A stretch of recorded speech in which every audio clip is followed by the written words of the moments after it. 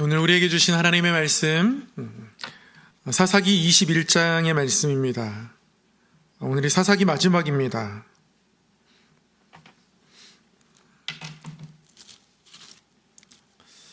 사사기 21장 1절에서 25절까지 함께 교독하도록 하겠습니다. 구약성경 399쪽에 있습니다.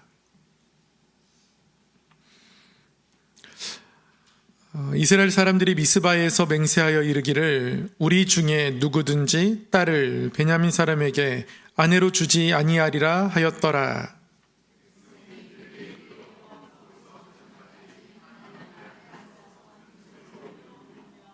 이르되 이스라엘의 하나님 여호와여 어찌하여 이스라엘에 이런 일이 생겨서 오늘 이스라엘 중에 한 지파가 없어지게 하시나이까 하더니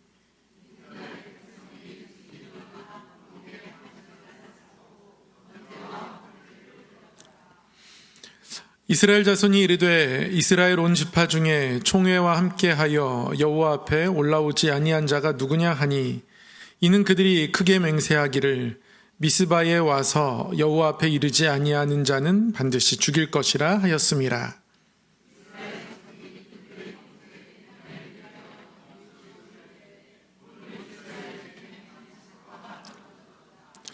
그 남은 자들에게 우리가 어떻게 하면 아내를 얻게 하리요?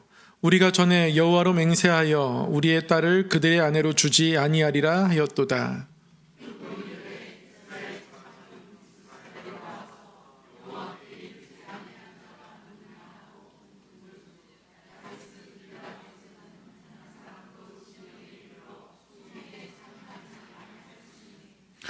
백성을 계수할 때에 야베스 길르앗 주민이 하나도 거기 없음을 보았음이라.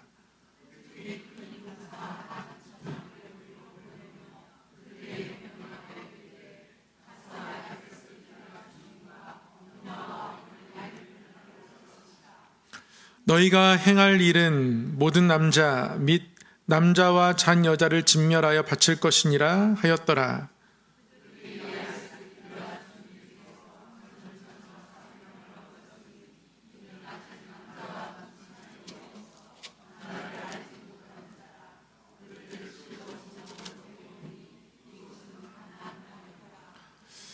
온 회중이 림몬 바위에 있는 베냐민 자손에게 사람을 보내어 평화를 공포하게 하였더니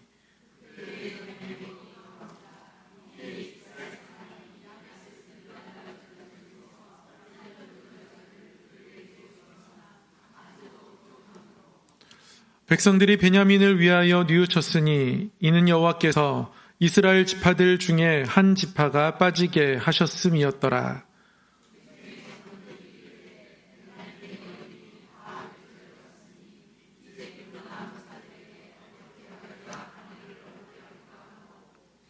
또 이르되 베냐민 중 도망하여 살아남은 자에게 마땅히 기업이 있어야 하리니 그리하면 이스라엘 중에 한 지파가 사라짐이 없으리라.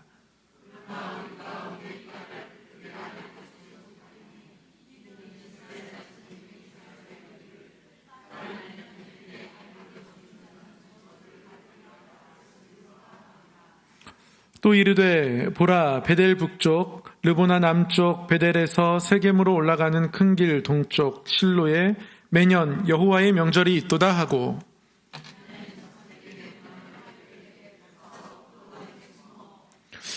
보다가 실로의 여자들이 춤을 추러 나오거든 너희는 포도원에서 나와서 실로의 딸 중에서 각각 하나를 붙들어 가지고 자기의 아내로 삼아 베냐민 땅으로 돌아가라.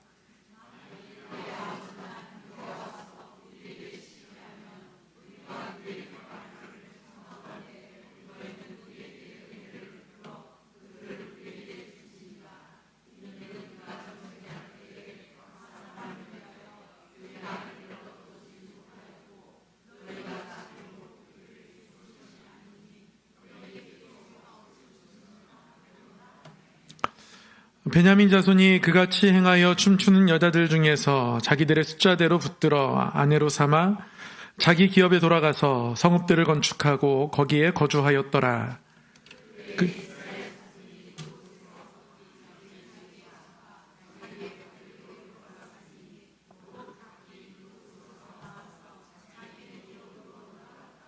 함께요. 그때에 이스라엘의 왕이 없으므로 사람이 각기 자기의 소견에 옳은 대로 행하였더라. 아멘. 오늘도 말씀을 배우고 말씀을 따르며 말씀에 비추어 우리 주님을 닮아가는 성도로 서기를 소망하며 이 자리에 나오신 우리 성도님들 환영하고 축복합니다. 다음 주 수요일이 크리스마스 이브더라고요. 그런데 생각해 보니까 크리스마스 인사를 많이 못한 것 같아요. 그래서 크리스마스 인사를 한번 서로 나누도록 하겠습니다. 우리 앞뒤 좌우를 보시면서요. 샬롬 크리스마스 한번 이렇게 인사하겠습니다. 샬롬 크리스마스. 네. 네. 대체적으로 발음이 좋으시네요. 네. 성탄절을 기다리면서 또 대림절을 보내면서 계속 이렇게 사사기 공부를 하고 준비하면서 이 땅이 참 어두운데 우리 주님 오신 것이 참 다행이고 또 주님을 기다리는 마음들을 우리가 잃지 말아야겠다. 교회가 빛이 되면 이 땅이 소망이 있지만 교회가 빛을 잃어버리면 정말 이 땅이 어둡겠구나 라는 생각들을 더욱더 하게 됩니다. 그럼 세대가 너무 악하지 않습니까? 이 사사기 말씀을 통해서 사사기가 보여주는 세상의 어두움들을 보되 그 어두움 때문에 더욱더 우리가 빛나야겠다라는 우리의 영적 결단들이 우리 가운데 있기를 주의 이름으로 축원합니다. 오늘은 사사기 마지막 시간입니다. 사사기에서 이스라엘 백성들이 내전을 겪었는데 그 이후의 이야기를 21장이 기록하고 있습니다. 여러 번 말씀드렸지만 사사기 끝부분 삼손의 이야기 다음에 이 엔딩 파트에 두 개의 에피소드가 있습니다. 당대의 사회의 어지러움, 또 사회의 어두움을 보여주는 두 개의 에피소드가 있습니다. 사사기가 삼손의 이야기로 끝나는 것처럼 기억하고 계신 분들도 많더라고요. 이 두 개의 이야기가 참 중요합니다. 첫 번째 이야기는 17장, 18장에 나와 있는 미가와 단지파 이야기죠. 여러분 기억하십니까? 미가라는 한 집안의 떠돌이 거류민 레위인이 한 집안의 제사장이 되는 이야기가 나옵니다. 여러분 이 미가의 원래 풀네임 기억하세요? 미카 예후. 무슨 뜻이죠? 미가 예후. 여호와와 같은 분이 누구신가? 누가 여호와와 같겠는가? 그러니까 미가의 어머니는 뭔가 아들을 낳고 키우면서 하나님께서 이 아이들을 주셨고 또 하나님 뜻대로 키워야겠다 이런 생각이 있었던 것 같아요. 그러니까 아들 이름을 미카 예후라고 적겠죠. 누가 여호와와 같겠는가?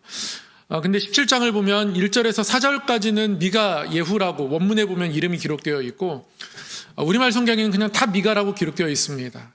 이름을 다르게 기록하면 동일 인물인지 아닌지 좀 이렇게 헷갈릴 수 있기 때문에 아마 번역하는 분이 그냥 한 사람의 이름으로 번역한 것 같은데요. 원문에서는 1절에서 4절까지 미카 예후. 누가 여호와 같겠는가? 근데 여호와가 없어집니다. 그러니까 17장에서 보면 5절 이하부터는 이 미가라는 인물이 그냥 미카라는 이름으로 나옵니다. 그러니까 하나님이란 주어를 잃어버린 거예요. 삶의 모습을 보면 분명히 하나님으로부터 떠난 것이 맞습니다. 우상을 만들고 우상을 섬기고 더 폼나게 섬기기 위해서 마침 자기 집에 찾아온 한 레위인 청년을 제사장으로 돈으로 고용하고 그러다가 새로운 땅을 찾아 떠나는 단지파가 이곳에 들리게 되죠. 단지파도 하나님 주신 땅이 마음에 안 드니까 새로운 땅을 찾아 떠나는 거예요. 그래서 이스라엘 가장 북쪽으로 이동하게 됩니다. 또 이 단지파가 이 레위인 제사장을 자신의 지파의 제사장으로 또 고용하죠. 이 레위인은 그 명예를 포기할 수가 없어서 단지파를 따라갑니다. 한 집안의 제사장보다 한 지파의 제사장으로 섬기는 것이 훨씬 나으니까요.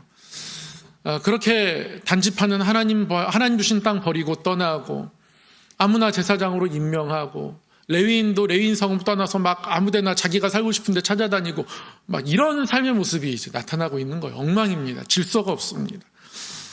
그렇게 혼란 가운데 살아가던 이들의 모습, 결국 단지파가 어떻게 되죠? 저 북쪽에 라이스라고 하는 아주 평화로운 성읍, 먹을 것도 많고 재산도 많고 풍부한 그 성읍, 눈에 보기에 너무 좋았던 그곳을 폭력으로 취하고 맙니다. 그리고 그곳의 이름을 단이라고 하죠. 그런 모습들이 이제 17장, 18장에 있었습니다. 그리고 두 번째 이야기, 19장에서 오늘 21장까지 진행되는 이야기입니다. 레위인의 첩과 베냐민 지파. 여기서도 거류민 레위인이 나타나요. 레위인이 레위인답지 못합니다. 첩이 있었고요. 이 첩의 처가가 보니까 유다 베들레헴입니다. 그러니까 유다 베들레헴에 자주 놀러 갔던 거예요.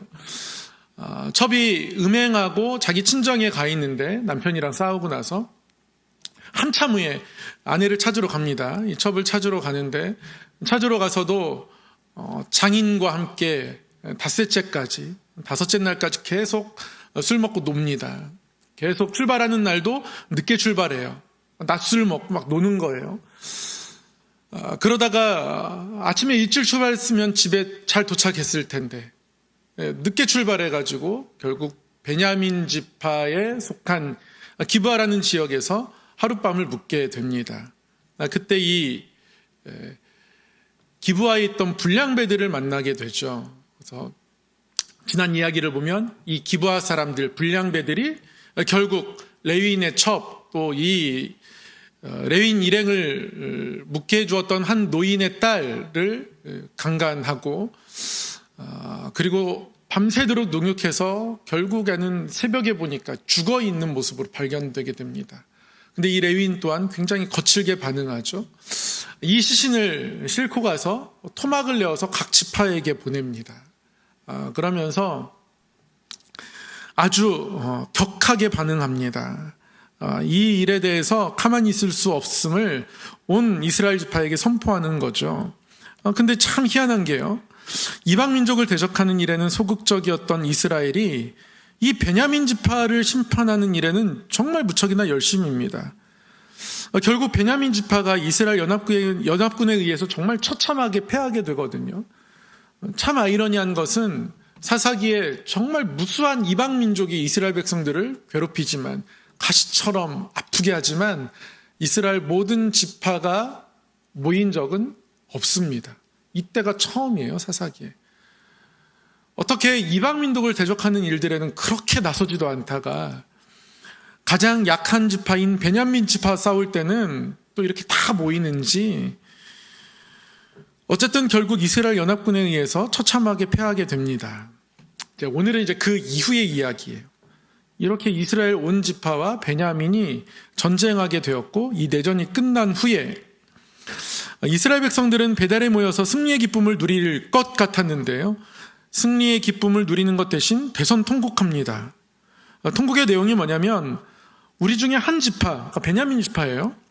한 지파가 이스라엘 중에서 사라지게 되었다. 이거 어떻게 하냐? 라면서 대성통곡합니다. 아니 자기들이 그렇게 처참하게 무찔러 놓고 지금 대성통곡하는 건 뭔지 모르겠어요. 이 문제를 해결하려고 해도요. 이스라엘 백성들이 전쟁 전에 미스바에서 다 모였을 때 한 가지 맹세한 게 있거든요. 절대로 앞으로 우리 딸을 베냐민 사람에게 아내로 주지 않겠다라는 맹세를 그들이 했습니다.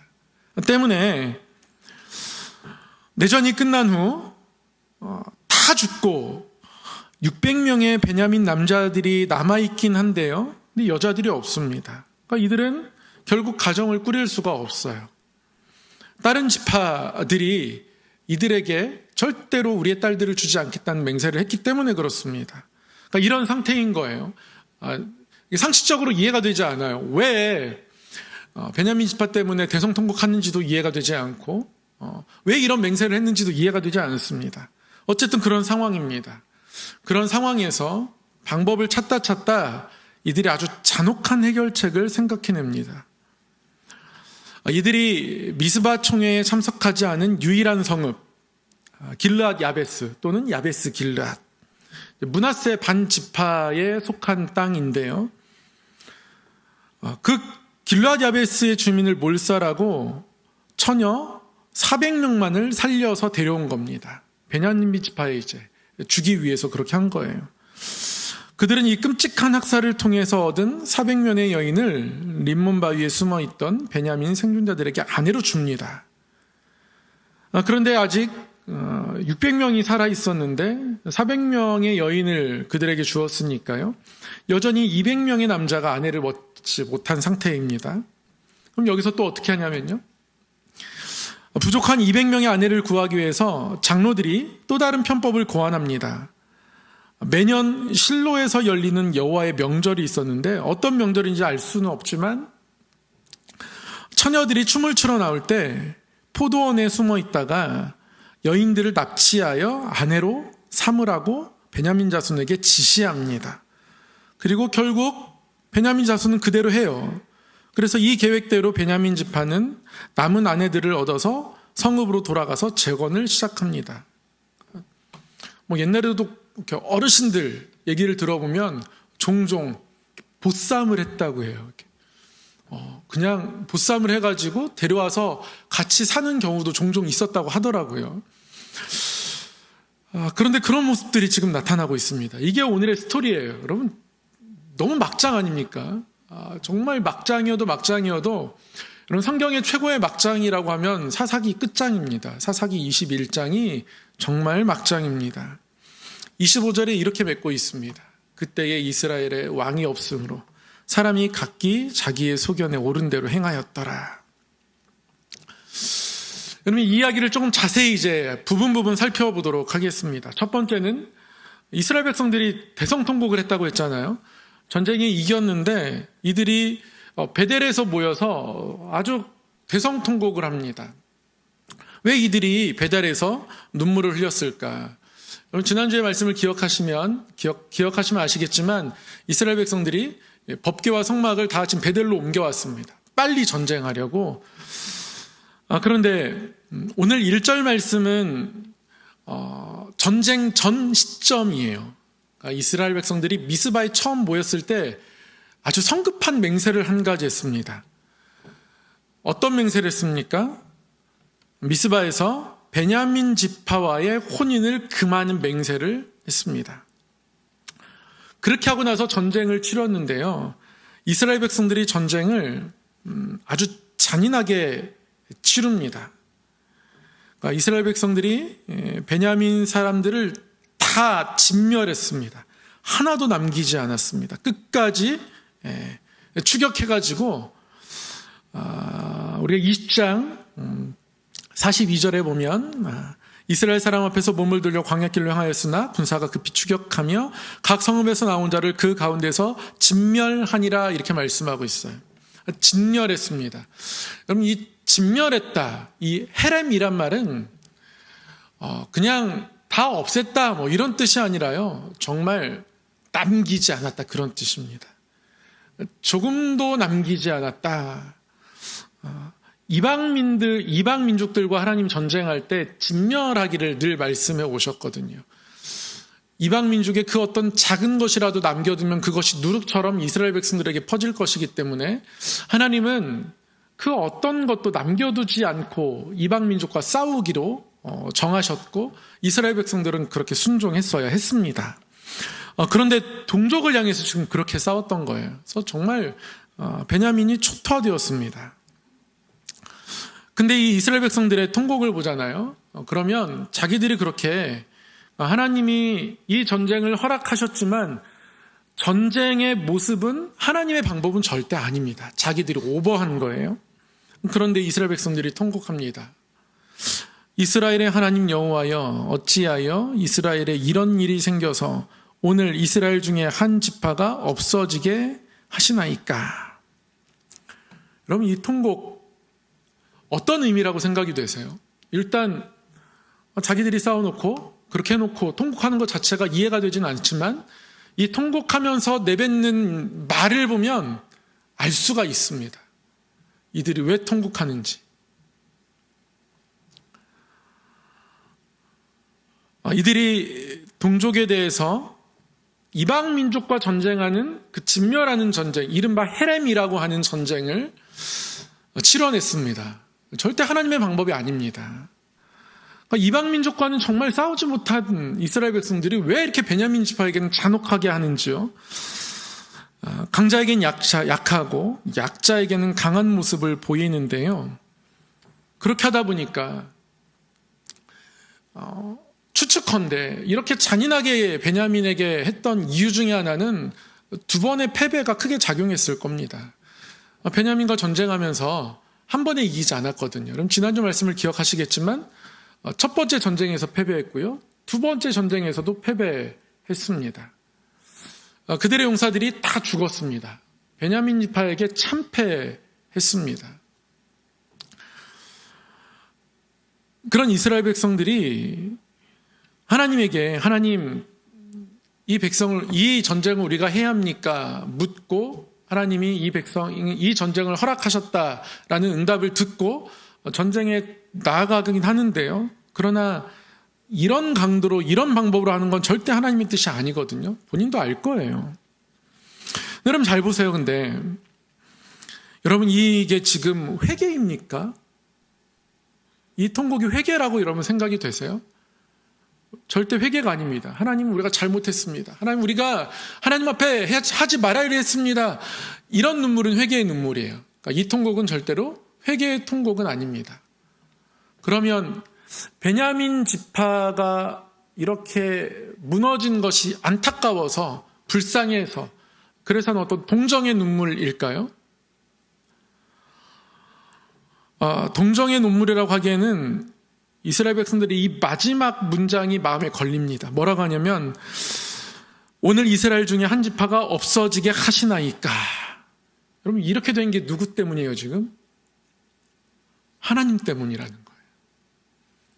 자기들이 전쟁을 심하게 해놓고 전쟁을 허락하신 또는 이대로 우리를 방치하신 하나님 탓이라는 거예요. 이스라엘 중에 한 지파가 없어지게 하시나이까.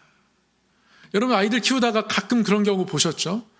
자기가 물 엎질러 놓고 엄마가 갑자기 걸어와서 그렇대요. 엄마는 그냥 잠깐 일어났다 주방에 갔다 왔는데 엄마가 갑자기 걸어와서 물을 엎질렀다는 거. 그러면서 막 울어요. 정말 눈물이 안 나오는 그 눈물을 짜내서 막 웁니다. 네, 우리 잠옷실에 은성이 예배드리고 있는데 그런 상황을 아마 사모님도 마주하게 되지 않을까 싶어요. 그런 겁니다. 자신들의 잘못은 절대 생각하지 않고 하나님이 그렇게 하셨다는 거예요. 그럼 지금 누구 탓을 하고 있는 겁니까? 하나님 탓을 하고 있는 거예요. 하나님 탓. 그렇다고 하나님의 주권을 이들이 인정하는가? 그렇지 않습니다. 이스라엘 하나님 여호와여 어떻게 한 지파가 없어지게 하셨습니까? 그냥 하나님 핑계대는 게 가장 편하기 때문에 하나님 핑계를 대고 있는 겁니다. 여러분 우리가 이 땅을 살아가면서 회개하는 기회를 놓치는 일들이 종종 있습니다. 내가 잘못한 게 있어요. 근데 하나님이 그렇게 인도하셨어. 하나님의 섭리로 모든 것을 인정하고 고백하는 건 참 귀한 믿음인데요. 여러분 근데 조심하셔야 할 순간이 있습니다. 그것 때문에 회개의 타이밍을 놓칠 때가 있어요. 내가 잘못한 것인데 그냥 하나님 그렇게 하신 것이고 하나님이 앞으로 알아서 해결하실 겁니다. 이렇게 돼요. 여러분 이렇게 가잖아요. 그럼 진짜 하나님의 해결을 바라보고 하나님께 간절히 구하느냐? 절대 그렇게 되지 않습니다. 하나님의 섭리를 얼렁뚱땅 고백하게 되잖아요. 그럼 앞으로 진행되는 일들에서 나의 개입이 더 심해집니다.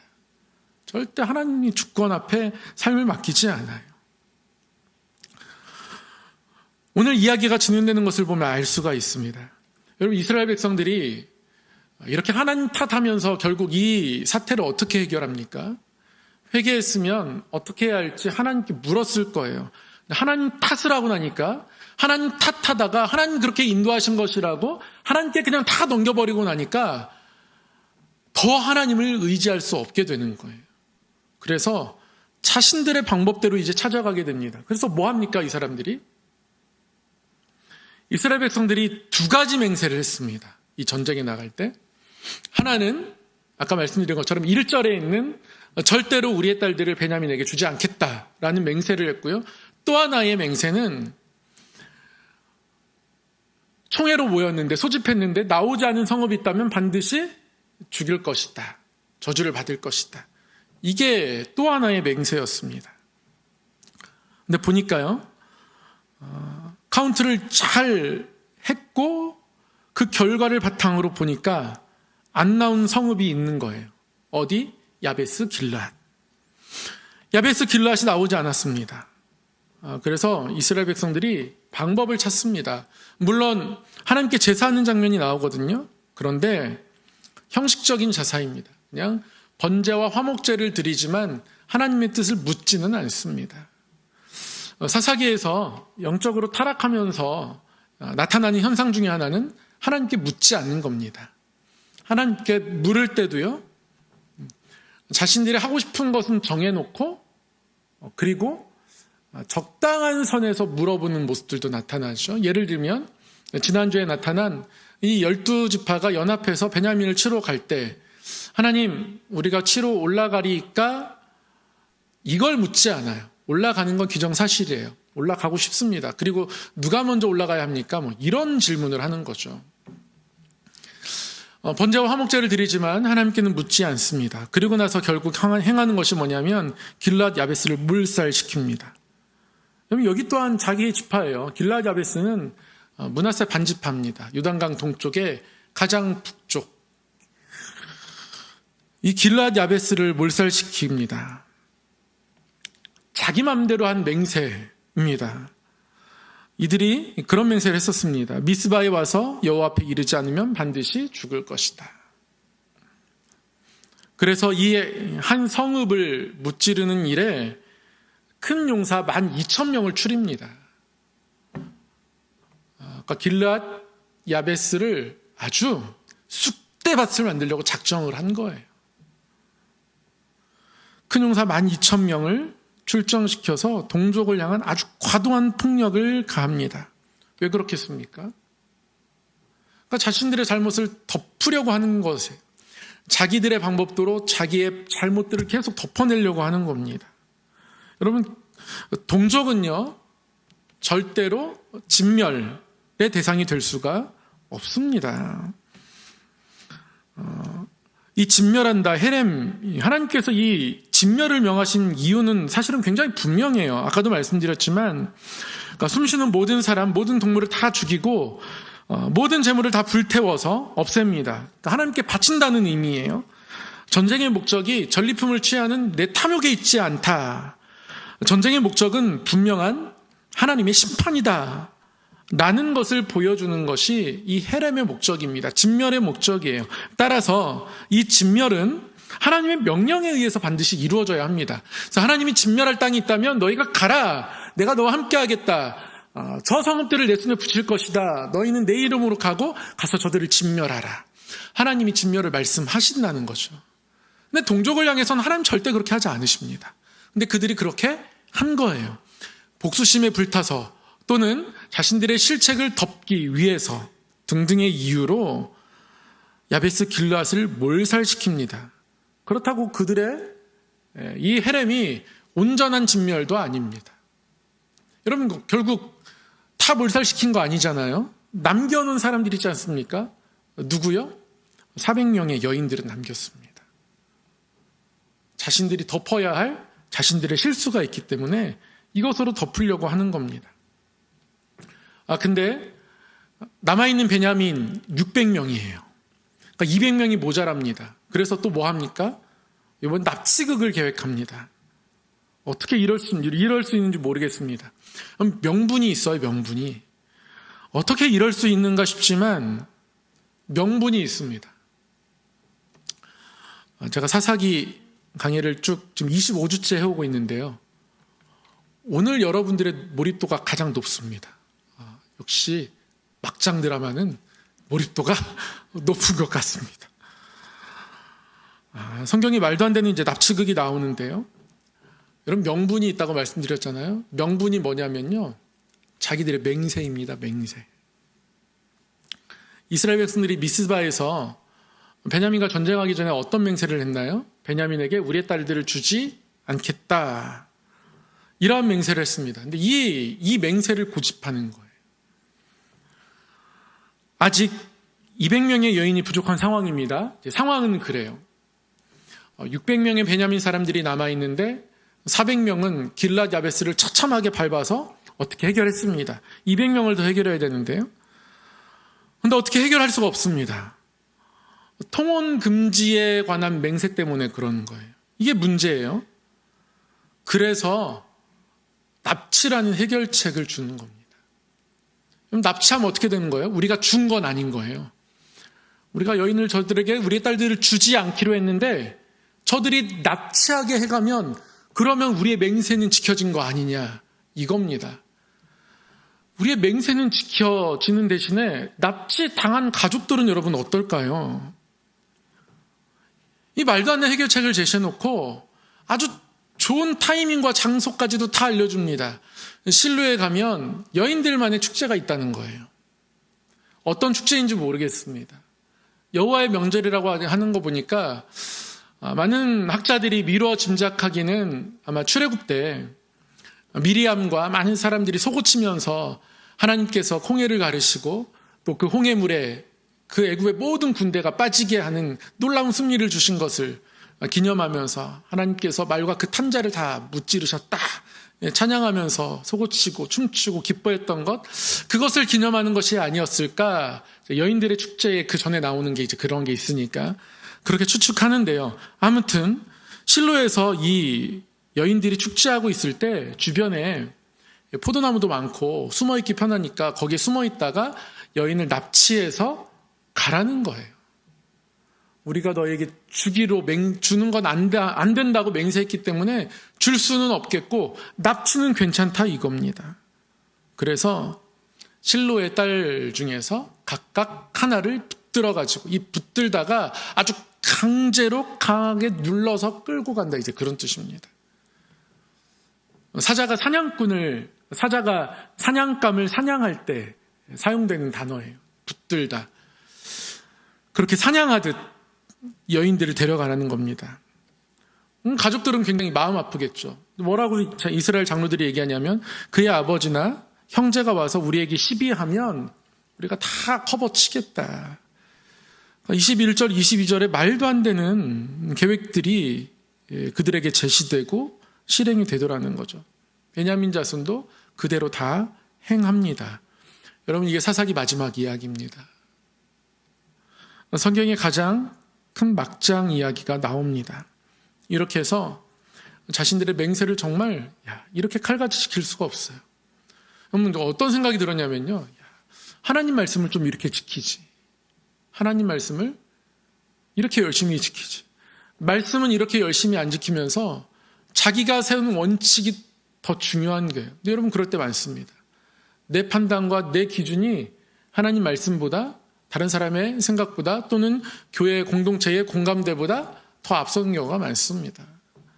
자기의 원칙들, 자기의 맹세, 조금 표현을 바꾸면 내 결단, 이거 내려놓는 거 굉장히 어렵습니다. 그런데 우리가 어떤 결단을 했든지 어떤 원칙을 가지고 살아가든지 하나님 말씀 앞에서 그것을 내려놓을 준비를 해야 합니다. 내가 가지고 있는 원칙이 하나님이 기뻐하시는 원칙이라고 착각할 때도 있습니다. 그거 구별하기 어렵습니다. 아니, 저 구별하는 방법이 없다고 보여지기도 합니다. 많은 경우 구별을 못하더라고요. 3자 입장에서 판단하는 제 판단이 맞을까? 그 또한 모릅니다. 한 가지 분명한 것은요, 나의 판단과 나의 원칙이 틀릴 수 있다는 일말의 가능성을 가지고 끊임없이 점검하고 끊임없이 내려놓을 준비는 해야 합니다. 내려놓을 준비는 해야 해요. 그래야지 분별할 수 있는 여지가 생겨납니다. 100%로 살아가면 안 되고요. 99%만 붙들고 계시고 혹 1% 하나님 뜻이 아닐까? 자꾸 하나님께 물어봐야 돼요. 자꾸 물으면 하나님이 우리 양심을 통해서 자꾸 불편함을 주셔서 깨닫게 하십니다. 성령님이 깨닫게 하세요. 그래서 정말 60년 지켜온 내 삶의 원칙을 무너뜨리고 하나님 앞에서 다른 방식으로 살아가는 삶도 있습니다. 그렇게 되는 거예요.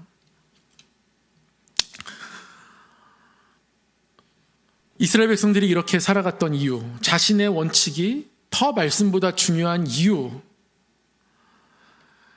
이들이 왕을 잃어버렸기 때문에 그렇습니다. 그러니까 왕을 잃어버린 시대가 어떤 시대예요? 막장의 시대입니다. 사사기를 쭉 보면서 사사들이 점점 영적인 능력을 잃어가고 이스라엘 백성들은 점점 탐욕을 따라 행하고, 이런 시대의 모습들을 보면서 제가 말씀을 정리하면서 이렇게 길게 말씀을 정리하기보다 한 문장으로 정리하겠다는 생각이 들어서 여러분 이렇게 말씀을 정리했습니다. 한번 같이 읽어보겠습니다. 시작. 기도와 회개를 잃어버리면 왕을 잃어버린다. 우리에게도 왕이 있습니다. 왕이신 하나님. 근데 기도하고 회개하고 이것을 잃어버리면 어느새 왕이 없는 사람이 되고 맙니다. 한 줄 더 코멘트를 달자면 그런 마음 주시더라고요.